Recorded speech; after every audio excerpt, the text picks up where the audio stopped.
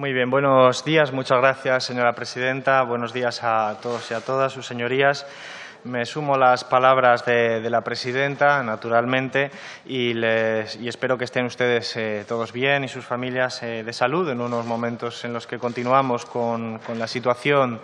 desagradable de la pandemia, combatiéndola con todas nuestras fuerzas desde la Administración pública y continuando nuestro trabajo procedimental, que es el que nos ocupa hoy en la comparecencia de hoy. Desde luego, compartimos, yo creo, la preocupación de cómo afectan las oscilaciones del precio de servicios básicos como el de la electricidad a las familias, a las diferentes familias, y cómo eso tiene una repercusión clara en las condiciones de vida, especialmente de las familias más vulnerables, de familias trabajadoras con pocos ingresos, por ejemplo, en lo que se ha conocido como fenómeno de pobreza energética. Evidentemente, es una prioridad de este Gobierno combatir la pobreza energética y ser conscientes de cuáles son los canales por los cuales este fenómeno puede crecer y cómo puede afectar a la vida de las personas. Al fin y al cabo, estamos hablando de un servicio esencial. Estamos hablando de un servicio necesario para la vida digna de cualquier persona y de las familias en su conjunto y, por lo tanto, creo que es obligación de cualquier Gobierno ser capaz de abordar la problemática que se genera cuando se producen fenómenos de subida de los precios de la luz que producen una incapacidad en muchas familias para poder, por lo tanto, llevar una vida digna. Es, por lo tanto, insisto, uno de los elementos centrales que motivan esta comparecencia y que soy consciente que a muchos grupos parlamentarios también comparten. En segundo lugar, quisiera decir que, como ustedes saben, las competencias de política energética están en el Ministerio de Transición Ecológica, cuya ministra compareció en el día de ayer. Sin embargo, es evidente, es harto evidente que las oscilaciones de precio también afectan a los consumidores de lo que se llama en la jerga del sector consumidores domésticos, lo que podríamos considerar personas individuales de carne y hueso, y que es evidente que tiene una afectación, por lo tanto, sobre el ámbito de competencia de este ministerio, el Ministerio de Consumo. Además, puede decirse que esta forma de afectación es doble. Por un lado, en la factura de las familias trabajadoras es evidente que afecta a la cuantía de la factura estas oscilaciones y que, por lo tanto, afecta, como decíamos, a las condiciones materiales de vida. Y es también una segunda dimensión que también se ve interpelida, por decirlo de alguna manera, que es el tipo de consumo y el impacto que genera sobre el medio ambiente. Como saben ustedes, hay una nueva agenda del consumidor en el marco de las instituciones europeas, prevista para el periodo de tiempo de 2020-2025, aprobada por la Comisión Europea y que tenemos que ser capaces de desarrollar y desplegar en nuestro país. Y uno de los elementos centrales, de hecho es el primero que aparece referenciado en esa nueva agenda del consumo, es facilitar, promover un tipo de consumo que sea facilitador a su vez y promotor de la transición ecológica. Y, por lo tanto, la conexión entre consumo y transición ecológica o crisis climática es harto evidente y aquí también tiene una incidencia clara. Lo primero que tendríamos que decir en torno al fenómeno que nos ocupa, que, como saben ustedes también, pues obedece a que a los primeros días de este año hubo unos picos de subida del precio de la luz muy importantes hasta alcanzarse un histórico de los últimos 10 años. Lo primero que tenemos que decir es que el sistema y el mercado eléctrico no es un sistema cualquiera ni un mercado cualquiera, no solo por la naturaleza del producto y su, por ejemplo, homogeneidad en términos materiales, técnicos o físicos, sino especialmente por la singularidad de las instituciones que lo regulan y de la que forma parte. El ideal teórico de los economistas, con el que solemos trabajar los economistas y que se puede encontrar en cualquier manual, pero también en cualquier narrativa, algunas de las cuales han justificado la liberalización de determinados sectores, es que los mercados, especialmente los mercados energéticos, deberían tender a ser de una estructura altamente competitiva. Altamente competitiva significa que hay una gran cantidad de oferentes que, por lo tanto, en su relación con la demanda, van a ser lo que se llama en la jerga económica precio aceptantes, es decir, tienen muy poca capacidad para manejar sus precios. Ese mercado de competencia perfecta, como un ideal, como un tipo ideal weberiano, por decirlo en términos técnicos, no se parece a la realidad concreta de lo que es el mercado energético, probablemente en ninguna parte del mundo, pero desde luego no en nuestro país. Estamos hablando de un marco institucional complejo, que tiene una importancia clave a la hora de entender la factura de la luz por parte de un consumidor. Esto es importante porque es parte de lo que este Ministerio tiene que abordar en particularmente. Es un sistema no solo complejo, sino en algunos puntos confuso y desconocido para gran parte de la población española y que se levanta sobre una estructura de mercado que no es competitiva en términos de definición y teórica, como había dicho antes, es decir, de mercado de competencia perfecta, sino más bien oligopólica en su descripción simple y llana, donde 3 grandes empresas ocupan la mayor parte del mercado y, por lo tanto, no son precios aceptantes, sino que tienen una capacidad de maniobra muy notable. Además,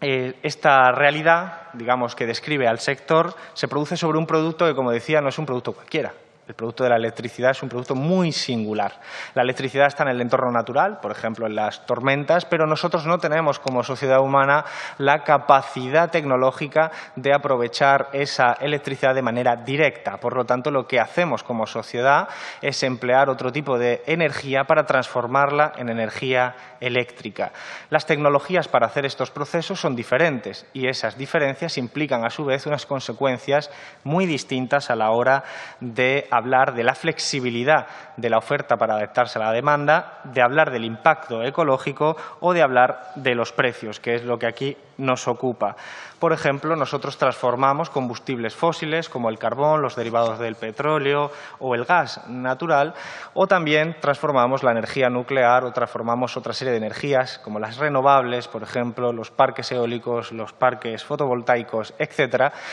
Y cada una de esas tecnologías tiene implicaciones distintas y afecta de forma diferente a esos conceptos, como decía antes, flexibilidad, precio e impacto ambiental. Además, saben ustedes también, la electricidad no se puede almacenar a gran escala y esto introduce una complejidad adicional. Necesitamos unas redes y una logística compleja que permita garantizar el abastecimiento y la conexión de oferta y demanda en un flujo continuo, pero asimétrico. Asimétrico porque no todos los consumidores son iguales.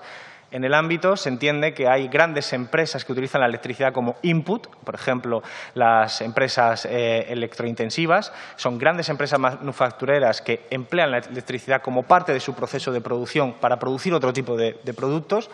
Pero después está lo que se llama, como decía al principio, en la jerga del sector, consumidores domésticos y que es lo que aquí nos ocupa especialmente, que son las familias de nuestra sociedad que tienen una relación en el mercado minorista con las empresas de las que adquieren los servicios pues para poder tener la nevera enchufada o para poder hacer uso de prestaciones fundamentales. Este tipo de diferencia de consumidor es importante. Cuando hablamos de grandes empresas, su relación elasticidad-renta es diferente de cuando se trata de un hogar. Pensemos que si hay una recesión económica, una fase descendente, como ha podido producirse en una crisis económica, las empresas dejan de producir y, por lo tanto, digamos, demandan una electricidad distinta a la que hacían en periodos de normalidad. En el caso de las familias,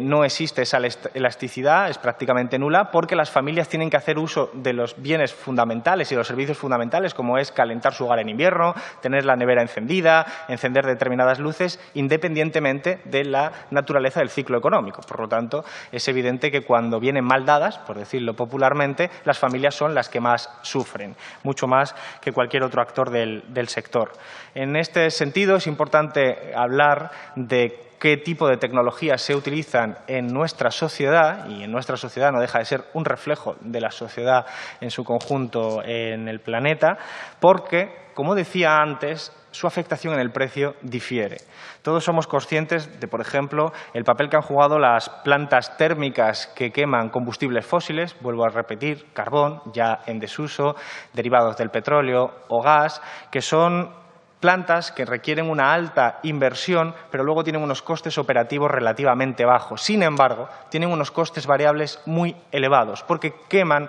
un tipo de input, que son esos combustibles fósiles, que se obtienen normalmente por importación, dado que nuestro país no tiene reservas propias nacionales, por ejemplo, suficientes de petróleo o gas. En su momento se tuvo de carbón, pero como saben ustedes, no solo esto ya está en desuso, sino que en las últimas fases el carbón importado formaba parte de una cuantía mayor que el carbón nacional. Este tipo de plantas térmicas tienen mucha flexibilidad porque pueden adaptar su oferta a la demanda. Es una demanda oscilante, es mayor demanda, por ejemplo, en los consumos de hogares en tiempos de frío que en tiempos de calor, por el uso de la calefacción, y, por lo tanto, este tipo de plantas se pueden adaptar con mayor facilidad a esa realidad cambiante. Sin embargo, tiene un fuerte impacto ambiental porque, como saben ustedes, pues la quema de los combustibles fósiles es responsable en gran medida de las emisiones de CO2, de dióxido de carbono y, por lo tanto, de los gases de efecto invernadero, en particular, naturalmente, el CO2.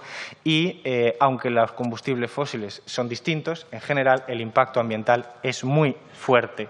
Las plantas nucleares también en desuso y, como saben, en nuestro país con una tendencia al cierre importante de todas ellas las que quedan, tienen inversiones también muy altas, tienen unos costes fijos muy bajos y unos costes variables muy reducidos. A diferencia de lo que decía antes, en los que existía un input que había que importar, en el caso de las centrales nucleares estamos hablando de la necesidad de disponer de uranio que se enriquece y a través de un proceso de fisión se obtiene la electricidad. Es un proceso que, sin embargo, es rígido porque tiene que ser continuado, solo se apaga en caso de avería o de mantenimiento y, por lo general, es continua su oferta, pero tiene unos costes ambientales muy, muy elevados, no solo en caso de accidentes graves, como bien saben ustedes, en muchos casos históricos desgraciados en la historia de la sociedad humana, sino también porque los residuos tienen una implicación ambiental muy alta, dado que pueden sobrevivir como partículas radioactivas hasta miles de años. Por estas razones, entre otras, la quema, por ejemplo, de combustibles fósiles como el carbón, decía, estaba en desuso y la de las plantas nucleares también. Y luego tenemos las energías renovables, a las que he hecho referencia antes, parques eólicos, fotovoltaicos, energía solar, aprovechamiento de la energía del viento, de las mareas, etcétera, que tienen variaciones importantes entre ellas en términos de inversión, pero que no tienen flexibilidad, dado que dependen del entorno, digamos, climático, pues si hay vientos, si hay sol, etcétera,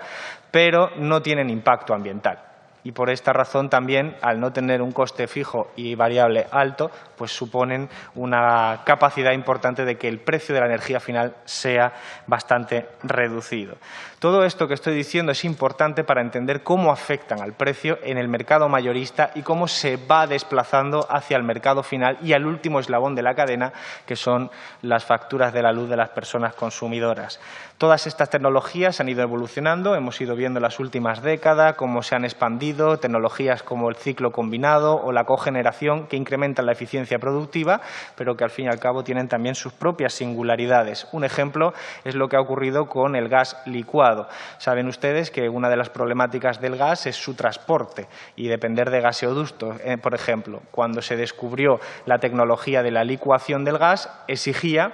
que hubiera una planta licuadora en origen, por ejemplo, en algunos países como puede ser Qatar, Argelia, que ha sido tradicionalmente uno de los principales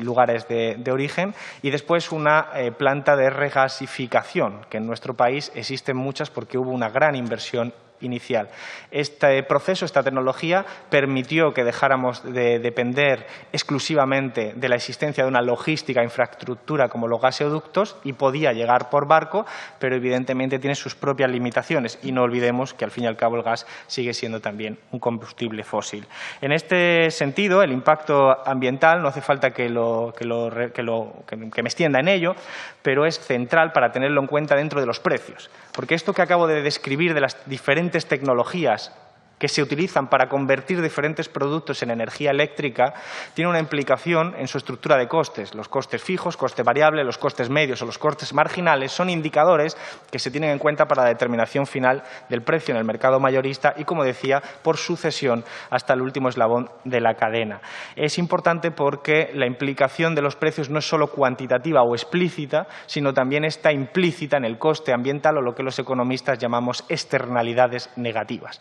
Y eso a veces tiene sus propios sistemas, conocen ustedes también el sistema de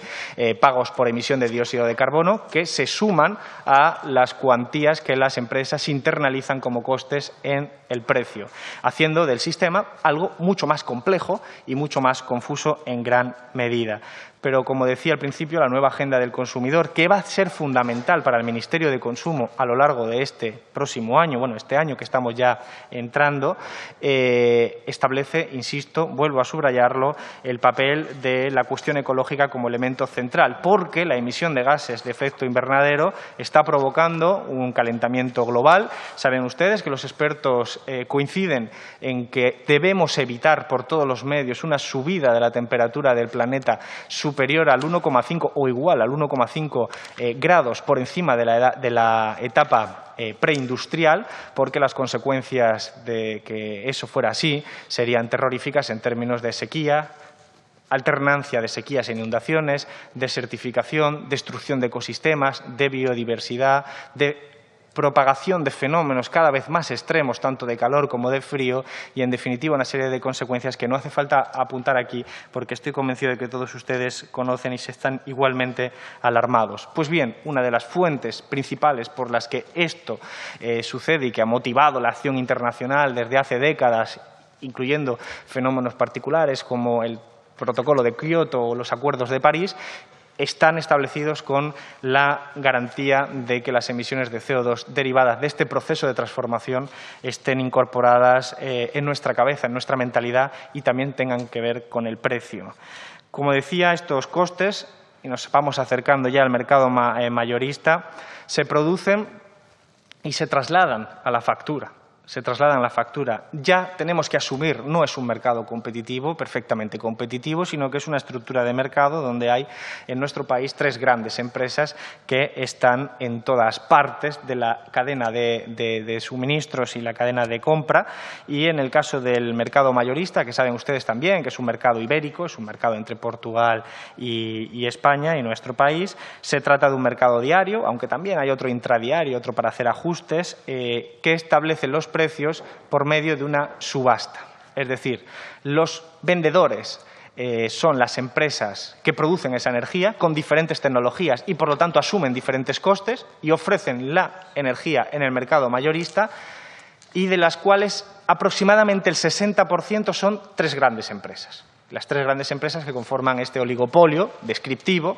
de la estructura de mercado de nuestro país. Y los compradores en ese mercado mayorista suelen ser algunas grandes empresas tipo Renfe, empresas de transporte que tienen un uso intensivo de electricidad, pero normalmente más del 60%, en este caso un porcentaje superior al 60%, las filiales de esas mismas grandes empresas del oligopolio que operan aquí ya como comercializadoras. Compran esa energía para vendérsela al consumidor en un estadio posterior de la cadena de valor. En este sentido, por lo tanto, es fácil ver que en la estructura de mercado no tenemos una gran cantidad de empresas que compran y una gran cantidad de empresas que venden de manera independiente, sino que tenemos básicamente a 3 empresas controlando la mayoría del mercado de la venta y la mayoría del mercado de la compra. Y, por lo tanto, uno no puede suponer ni presuponer, salvo por una ceguera ideológica, que la asignación de los precios se da de una naturaleza perfectamente competitiva y buscando la minimización de ese precio. En ese sentido, la asignación de precio,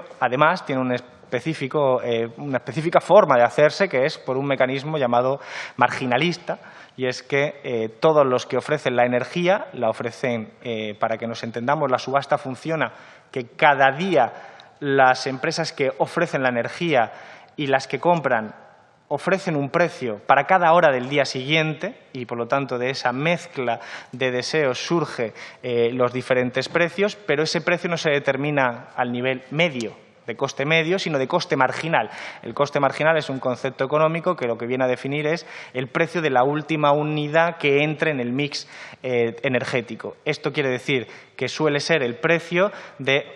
es el precio de la unidad más cara que entra en el mix energético, que suelen estar vinculadas a las de los combustibles fósiles, porque son las que, como había explicado antes, asumen unos costes medios más altos. A ese precio que entra final se establece que va a ser el precio para todas las unidades energéticas que entran ese día. Por lo tanto, se garantiza de esta manera que la última unidad, que es la que ha tenido costes más caros, los cubre por ese coste marginal, pero ocurre que todas aquellas otras energías que han sido más baratas tienen un diferencial, un gap, una brecha, que a veces se llama beneficios caídos del cielo, porque son empresas energéticas con un coste medio más bajo y que están vendiendo al mismo coste que aquellas que tienen un coste medio más alto. Y, por lo tanto, ese diferencial es lo que les permite a ellas, sencillamente, pues disfrutar de unos beneficios adicionales que se traducen en beneficios contables para la empresa, pero que no se traducen, esas ganancias de efectividad, de eficiencia que han podido tener en años previos, no se traducen en costes menores. Y piénsese que estamos hablando casi siempre de las mismas empresas. Esto nunca lo olvidemos. Por lo tanto, la asignación que se establece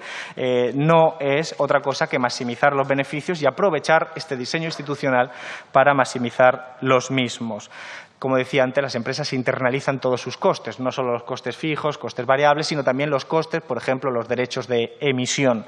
Con este funcionamiento, y es particular la internalización de costes de variables derivados de la importación, como decía antes, el carbón que se importe, o sobre todo los derivados del petróleo, o para el caso específico que nos ocupa aquí de principios de años, el gas, todo eso, si tiene, como es en este caso una importación, una dependencia de los mercados internacionales, si hay una tensión en el mercado internacional, y esto es lo que sucedió a principios de año, tenemos una tensión porque hay un incremento de la demanda, por ejemplo, en Asia, en China y en Japón, por razones que aquí no nos interesan, pero hay un incremento, por lo tanto, de la demanda y hay una subida del precio, ese gas que se trae hacia España se traslada hacia un incremento de costes, junto con el incremento de las emisiones de CO2. Esto es importante porque es básicamente lo que sucedió a principio de año. Es importante que lo tengamos presente porque hemos leído muchas interpretaciones de lo que sucedió a principio de año, vinculándolo al frío, vinculándolo a alguna variable monocausal, y no es cierto, es la conjunción de muchas de estas variables que estoy planteando. Entiéndase también el otro concepto utilizado en este sector, que es el del hueco térmico, ese mix que lo que hace es proporcionar la energía que cada día necesita la sociedad española, tanto en su parte industrial como en su parte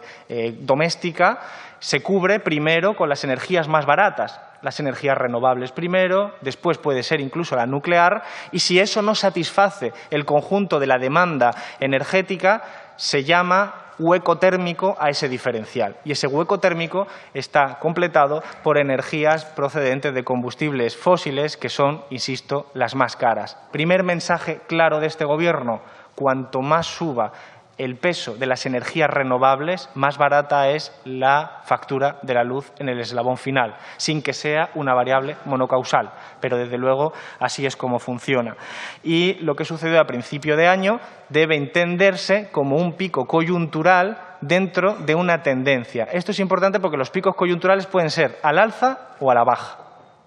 Y lo importante es ver la tendencia, o dicho de otra manera, más técnica, la pendiente de la curva de la trayectoria en el tiempo. Es decir,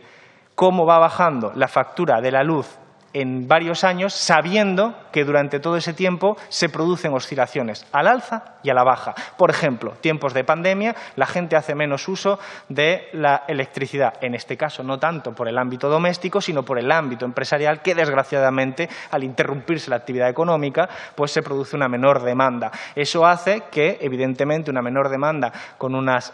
garantías de oferta establecidas, es decir, ceteris paribus, todo lo demás se mantiene, el precio baja. Eso no es debido a una modificación institucional, eso no es debido a que este Gobierno haya hecho nada, sino que las circunstancias han hecho que esa oscilación, en ese caso, vaya hacia abajo. Otras veces, como a principios de año, los fenómenos van en la dirección contraria. Tensiones internacionales, situaciones complejas en otros ámbitos y las oscilaciones se producen hacia arriba. Pero la tendencia es hacia una bajada sistemática gracias a las reformas que se han estado haciendo hasta ahora por el Gobierno de España. El Ministerio de Transición Ecológica ha calculado que se ha rebajado en los 2 últimos años un 40% la factura de la luz. Esto debe interpretarse precisamente en su categoría tendencial, es decir, en el ámbito que refería antes como el medio plazo. En esta circunstancia, con esta segmentación de mercado que acabo de describir, esta estructura de mercado oligopólica, ¿qué papel jugaría hipotéticamente una empresa pública? Pues una empresa pública podría reequilibrar esta estructura de mercado sin ser la panacea, porque como he descrito de forma somera, pero espero que con claridad, es suficientemente complejo como para que la solución no sea monocausal, no haya una únicamente, sino que se entienda que hacen falta cambios regulatorios e institucionales. La existencia de una empresa pública serviría para rebajar la capacidad que tienen las 3 grandes empresas de determinar sus precios. Es importante esto porque muchas veces no se habla de la estructura de poder que existe dentro de este mercado y que ha llevado en ocasiones a que la entidad competente, la Comisión Nacional del Mercado de la Competencia, haya señalado, investigado y sancionado actitudes que tienen que ver con la manipulación de precios. Además, esto ha sido independiente de los diferentes gobiernos. Ha habido gobiernos del Partido Popular que así lo han denunciado, con ministros que entonces eran secretarios de Estado, como Guindos, gobiernos del Partido Socialista, entidades independientes, que han señalado que la estructura de mercado existente, ese oligopolio, se permitía su poder para manipular precios. Y hay casos en los que esto se ha saldado con sanciones por parte de la Comisión Nacional del Mercado de la Competencia porque existe la posibilidad, dadas las instituciones, de que cuando controlas el 60% de los que ofrecen energía eléctrica y controlas más del 60% de los que compran, evidentemente existe la posibilidad y cuando se ha investigado, en algunos casos se ha demostrado que esto ha sido así, cosa que es técnicamente difícil de demostrar y que lleva unos plazos de tiempo importantes y que el trabajo de la Comisión Nacional de los Mercados y la Competencia es muy excelente. Por eso, a principios de año, lo primero que hicimos fue solicitar a la Comisión Nacional del Mercado de la Competencia que siguiera vigilante ante eso, que es su función natural, pero que evidentemente nosotros teníamos la obligación y responsabilidad pública de señalar a esa anomalía por si hubiera indicios suficientes para investigar en profundidad. Como decía, este tipo de investigaciones son lentas, desgraciadamente, porque hablamos de un sistema complejo. El Gobierno en estos años, para poder evitar que el precio de la luz tenga estas oscilaciones tan altas y que la tendencia se pueda seguir acumulando y, por lo tanto, que es el objetivo político primordial, todas las familias españolas puedan tener garantizado un consumo mínimo de energía asequible para poder tener una vida digna, una de las principales vectores de transmisión ha sido promover las energías renovables, que son las más baratas, las que menos impacto ecológico tienen, es impacto ecológico nulo en términos de emisión de dióxido de carbono y que, por lo tanto, también nos permita ganar soberanía energética para no depender tanto de los mercados internacionales como se depende cuando se habla de combustibles fósiles o cuando se depende de capital extranjero para determinadas acciones estratégicas. Reformar el sistema heredado que acabo de describir requiere voluntad política, requiere capacidad de abordar una estructura oligopólica y requiere tiempo. Este Gobierno está comprometido con satisfacer todos los objetivos del acuerdo de coalición. Este Gobierno tiene muy claro el papel social que juega la energía en nuestro país y en nuestras vidas y lo que se ha estado haciendo hasta ahora va en la dirección correcta. Esa rebaja calculada de transición ecológica del 40% en la factura de la luz es un indicador, no es el indicador, es un indicador más que nos puede permitir ver hacia dónde se dirige esto, sin perjuicio, vuelvo a subrayar, de que existan oscilaciones. Necesitamos también, y el acuerdo de gobierno señala una serie de propuestas que pueden ser complementadas, por ejemplo, con esta, una revisión de la fiscalidad de aquellos beneficios que se llaman beneficios caídos del cielo y que ya he descrito anteriormente y que obedecen a la singularidad de cómo se determinan los precios en el mercado mayoristas. En particular, también quisiera decir, se señaló ayer por la ministra de Transición Ecológica, la necesidad de una reforma profunda, tal y como aparece en el acuerdo de coalición, del bono eléctrico y la incorporación del bono gasístico, porque son instrumentos que van a garantizar que toda población, que toda persona, que toda familia que necesita hacer uso de unos servicios fundamentales para la vida pueda hacerlo con independencia de su situación económica material en concreto. Y esto es una reforma que evidentemente lleva su tiempo, pero que es uno de los objetivos que el Gobierno se ha planteado en el acuerdo de coalición y que, por lo tanto, cumpliremos sin lugar a duda. En lo que se refiere específicamente al Ministerio de Consumo, hemos de decir que aprobamos el otro día la figura de la persona consumidora vulnerable.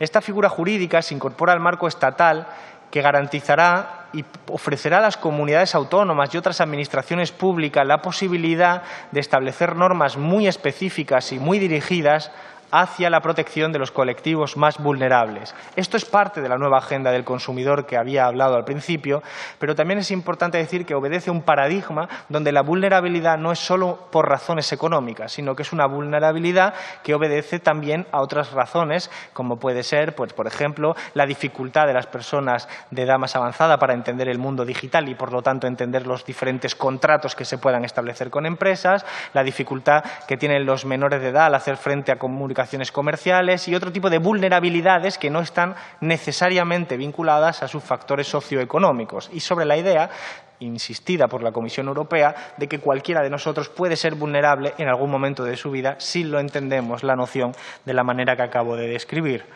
Este Ministerio también tiene previsto presentar a lo largo de este año, 2021, traer al Congreso la Ley Integral de Servicios de Atención al Cliente, una ley que lleva mucho tiempo escuchándose hablar de ella, pero que nunca se ha conseguido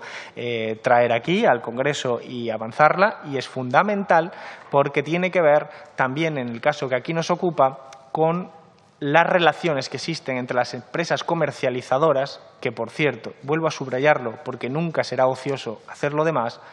son las mismas, en última instancia, que pertenecen al oligopolio. Y, por lo tanto, es las relaciones, aunque hayan crecido cuantitativamente el número de empresas ajenas al oligopolio, en cuanto a poder de mercado, la estructura sigue siendo básicamente la misma. Y las relaciones comerciales que se establece entre la mayoría de la población son básicamente con esas tres grandes empresas que están en todos los hitos y segmentos de la cadena. Y sus relaciones no tienen que ver solo con la atención al cliente, pero desde luego incorporan la atención al cliente, y nosotros queremos incorporar en esa ley pues servicios de calidad que ya tendremos oportunidad de discutir en esta comisión. El mercado minorista es el que nos faltaba por ver. Después de que se establezcan los precios en el mercado mayorista, esos precios siguen la cadena de valor hacia el siguiente segmento y a partir de ahí empezamos a hablar y desde hecho incorporamos lo que es el transporte, la logística, la distribución, la comercialización por tanto cadenas de baja tensión, sobre todo para que al final las familias tengamos a disposición la electricidad en nuestras viviendas. Bien, todo esto desde el año 1997 se ha complejizado bastante porque se aprobó entonces la posibilidad de establecer ciertos recargos sobre la factura obedeciendo a diferentes criterios que han ido y han venido, algunos de ellos, por ejemplo, para poder financiar la moratoria de las nucleares, elementos que ya no existen hoy en día en nuestra factura, pero que se iban incorporando de forma bastante sui generis a la factura, haciendo más confusa la capacidad del usuario de entender todos los componentes que explicaban el precio final que uno veía en la factura. Por lo tanto, esos recargos distintos, diversos, que no vamos a tratar aquí toda su casuística, obedecían al objetivo político y técnico de sufragar los costes que conlleva esa red y logística tan compleja de distribución y comercialización de la energía, pero hacía mucho más confusa la comprensión de la factura de la luz. Por eso, también vamos a incorporar desde el Ministerio de Consumo reformas encaminadas a que toda la comprensión de la factura de la luz por parte del usuario sea mucho más sencilla, sea mucho más fácil, sea mucho más obvio de entender para poder entender bien los conceptos y la complejidad de un sistema que, al margen de las reformas que se están haciendo adecuadas, pues nos conduzca a que el usuario medio, a la persona normal, a cualquiera de nosotros, entendemos bien cuáles son los componentes de esa factura. Eso va unido a nuestro deseo de ser capaces de perseguir con los instrumentos adecuados, en coalición, naturalmente, con las comunidades autónomas, la publicidad engañosa que a veces puebla las relaciones comerciales en el ámbito de los sistemas energéticos. He de apuntar que dentro de las reclamaciones que se producen ante las autoridades de consumo, el sector energético es uno de los principales destinatarios de esas reclamaciones. Y se producen por diferentes ámbitos. Uno de ellos, la existencia de una publicidad engañosa en torno, por ejemplo, a los precios, a una suerte de comunicación comercial que no es veraz y que refiere a los precios y, por lo tanto, se produce una distorsión que debemos ser capaces de corregir. Hablamos también de facilitar esa atención al cliente. Saben ustedes que, como comprometimos, hemos cumplido, hemos restringido los teléfonos y hemos prohibido los teléfonos de tarificación adicional y tarificación especial, de manera que hemos evitado los sustos que se producen o se producían hasta ahora en las facturas telefónicas de la población española cuando se hacía uso de un derecho como el de atención al cliente frente a una comercializadora, en este caso, o a cualquier empresa, y por lo tanto es un avance importante para ir sumando. Y quisiera decir también, para terminar, entre las acciones del Ministerio de Consumo, la necesidad de seguir promoviendo acciones y campañas de sensibilización e información para que toda persona que vaya a contratar un servicio energético, en este caso eléctrico, tenga toda la información adecuada para poder tomar esa decisión de forma correcta. Por decirlo de una manera, estamos lubricando las relaciones contractuales para que sean transparentes y para que sean correctas. Esto tiene que ver con la formación, con la sensibilización y con operaciones, campañas que hemos llevado a cabo, por ejemplo, junto con la Comisión Nacional del Mercado de la Competencia, como es presentar un comparador de precios de la CNMC que permite, a través de un acceso a una página web relativamente sencillo, comparar las diferentes ofertas en el ámbito de la electricidad y conocer bien cuáles son las implicaciones de esos componentes y cómo se traduce en la factura eléctrica. En definitiva, elementos regulatorios, permitidme, quizás es un poco abuso, macro, de regulaciones institucionales en el ámbito del sector, que tienen que ver con incrementar el peso de las energías renovables, facilitar, como es lógico, instrumentos como los bonos sociales para que todo el mundo tenga a su disposición la posibilidad de tener un suministro suficiente de un producto básico para la vida y, junto con ello, una acción específica focalizada del Ministerio de Consumo en que las relaciones contractuales con esas operadores, comercializadoras de ese mercado complejo que existe y que se está reformalizando, puedan ser lo más transparentes, lo más claras y que nos conduzcan, en última instancia, hacia un modelo que en su conjunto nos permita decir que trabajamos con un mix cada vez con mayor presencia de renovables y con menor impacto ambiental para cumplir los diferentes protocolos y acuerdos ambientales a nivel internacional y específicamente europeo, y al tiempo que conseguimos lo más importante en este ámbito, que es rebajar la factura de la luz. Esto requiere tiempo. Se están haciendo las reformas adecuadas, el acuerdo de coalición introduce un marchamo nuevo con nuevas reformas y yo creo que se va en la dirección adecuada, pero no olvidemos los déficits estructurales como es el hecho geográfico, no culpa de nadie, de que evidentemente nosotros tenemos una dependencia energética externa en relación a los combustibles fósiles que se han utilizado tradicionalmente y que este mercado y este sistema energético que hemos heredado, por decirlo así, estaba preconfigurado para una época donde los combustibles fósiles formaban parte mayoritaria, amplísimamente mayoritaria de ese mix energético. Todos somos conscientes de lo que ha pasado con el carbón, todos somos conscientes de las derivaciones que tiene la energía nuclear y todos somos conscientes de hacia dónde apunta todo el consenso científico y todo el consenso, digamos, riguroso en este ámbito. Hacia allí vamos, a una velocidad acelerada, pero que evidentemente quizás pues tengamos que saber se hace pues a su debido tiempo sin poder evitar oscilaciones tan bruscas como las que tuvimos el otro día. Lo que hacemos es garantizar que a pesar de eso nadie tiene un perjuicio porque se quede desabastecido de un bien tan básico como es en este caso la electricidad, con mecanismos de garantía, con la figura del consumidor vulnerable, con la figura del bono social, con la figura del bono gasístico que queremos introducir y una serie de protecciones adicionales que garanticen algo esencial. No hay libertad si no hay derechos positivos y el derecho positivo es a poder desarrollar una vida digna y eso quiere decir que si tú no tienes los servicios fundamentales para vivir, pues en ese sentido careces de la libertad en el sentido liberal del término para poder desarrollar tu vida. Garantizar esos derechos positivos, garantías positivas, es parte fundamental de este Gobierno y eso se entrelaza con la descripción que he hecho y espero que,